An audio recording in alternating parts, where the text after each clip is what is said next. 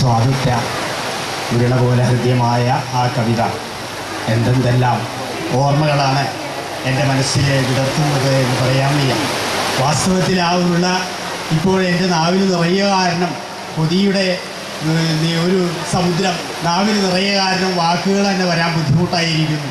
അത്രയും ആനന്ദദായകമായിട്ടുള്ള ഒരു അനുഭൂതി ഓപ്പിളിയുടെ തൻ്റെ കുട്ടിക്കാലത്തെ സ്മരണകളിലൂടെ നമുക്ക് വിളമ്പിത്തുന്നു. ആദ്യമായിട്ട് ഞാൻ പറയാൻ തുടങ്ങാൻ ആരംഭിച്ചത് ഇങ്ങനെയല്ല.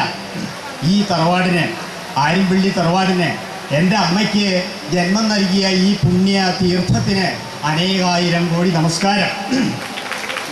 ഈ തീർത്ഥത്തിൽ നിന്ന് മഹത്തായ തീർത്ഥങ്ങൾ ചിലതുണ്ട്, അതിൽ പോയി നമ്മൾ മുങ്ങി കുളിക്കണമെന്നില്ല. അതിൻ്റെ അടുത്തു കൂടെ പോയാൽ മതി. കാലും കൈയും കഴുകണം, അത് കഴുകി ശുദ്ധി വരുത്തണമെന്നില്ല. അതിൻ്റെ അടുത്തു കൂടെ പോയാൽ മതി. മനസ്സിന്, ഹൃദയത്തിന് ഒരു വിശുദ്ധി, ബുദ്ധിക്കൊരു തെളിമ, മനസ്സിനൊരു കുളിർമ, ഇതൊക്കെ തനിയെ വന്നു ചേരും. അതുപോലത്തെ ആനന്ദദായകമായിട്ടുള്ള അനുഭൂതികളുടെ ഒരു പരപ്പായിരുന്നു ഞങ്ങൾക്ക് കുട്ടിക്കാലം. അതിന് ഓരോന്നായിട്ട് പറയാൻ തുടങ്ങിയാൽ ആരുടെ വാത്സല്യമാണ് ഞങ്ങളിൽ കൂടുതൽ തെളിയിച്ചു തന്നത് എന്ന് പറയാൻ പറ്റില്ല. വല്യമ്മാവനെ മറക്കാൻ വല്യമ്മാവൻ്റെ സ്നേഹം, ചെറിയമ്മാവൻ്റെ സ്നേഹം, അങ്ങനെ പറഞ്ഞു കഴിഞ്ഞാൽ എന്തിന് ഇവിടെ താമസിച്ചിരുന്ന വേലായുധം വെളിച്ചപ്പാടിൻ്റെ സ്നേഹം, കൃഷ്ണൻ്റെ സ്നേഹം, ഇതൊക്കെ മറക്കാൻ ഒരു ജന്മത്തിലും സാധ്യമല്ല. ശതകോടിക്ക് ഏതെങ്കിലും ഒരു ജന്മം ഉണ്ടെങ്കിൽ അത് വീണ്ടും ഇവിടുത്തെ ഈ കുട്ടിക്കാലത്തുമായിട്ട് കഴിയണേ എന്ന് പ്രാർത്ഥിക്കാൻ മാത്രമേ കഴിയുന്നുള്ളൂ. എനിക്ക് പരിമിതികളുണ്ട്. ഞാൻ ഇവിടെ പല വിശേഷങ്ങൾക്കും ഒരു 3-4-5 വിശേഷത്തിനെങ്കിലും വേളി മഹോത്സവങ്ങൾക്ക് ഞാൻ കവിത വായിക്കലുണ്ടായിട്ടുണ്ട്. മംഗളപത്രമായിട്ട് കൊടുത്ത് കവിത വായിക്കുകയുണ്ടായിട്ടുണ്ട്. അത് ഞാൻ ആദ്യമായിട്ട് അത് മുഴുവൻ വായിക്കാൻ ഉദ്ദേശിക്കുന്നു. അത് ആ പഴയ കവിതകളിൽ 1-2 മനസ്സിലെ ഓർമ്മകൾ വീണ്ടും ചികഞ്ഞെടുക്കുന്നതിന് വേണ്ടിയിട്ട് ഒരു കവിത വായിക്കുകയാണ്. പിന്നെ ആദ്യം വായിക്കാൻ ഉദ്ദേശിക്കുന്നു. ഇതാണ് വിവാഹമംഗളം എന്നായിട്ട് ആദ്യം ഞാൻ എഴുതിയിട്ടുള്ള കവിതയാണ്. ഇവിടെ ലീലയുടെയും അതുപോലെ തന്നെ മേൽക്കാട്ടെ ലീലയുടെയും അതുപോലെ തന്നെ സാവിത്രിയുടെയും കൊടുക്കയ്ക്ക് വായിച്ചിട്ടുള്ള കവിതയാണ് ആദ്യം വായിക്കുന്നത്. വിവാഹമംഗളം എന്നാണ് പറഞ്ഞിരിക്കുന്നത്, പേര് കൊടുത്തിട്ടുള്ളത്.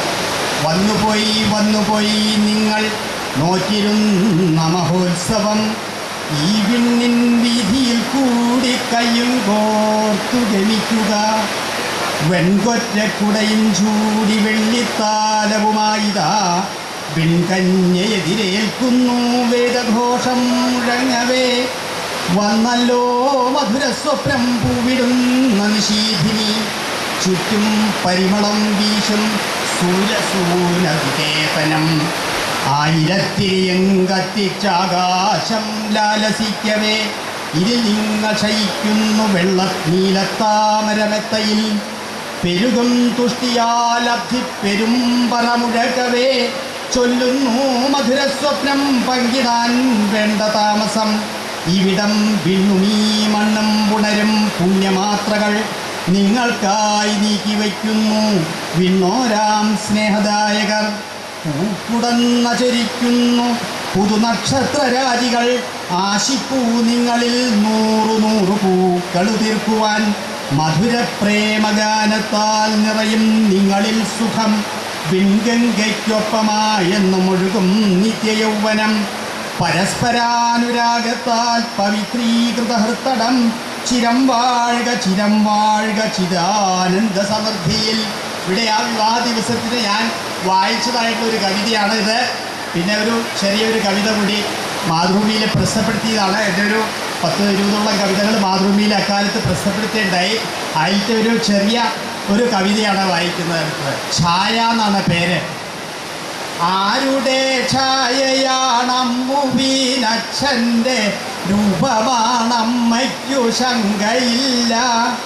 പുഞ്ചിരി തൂകി മകളെ മടിത്തട്ടിൽ നെഞ്ചോടടുക്കി പിടിച്ചുകൊണ്ട് അച്ഛനെതിർക്കുന്നു പൊന്നുമോളമ്മയുടെ കൊച്ചു പതിപ്പാട് തർക്കമില്ല.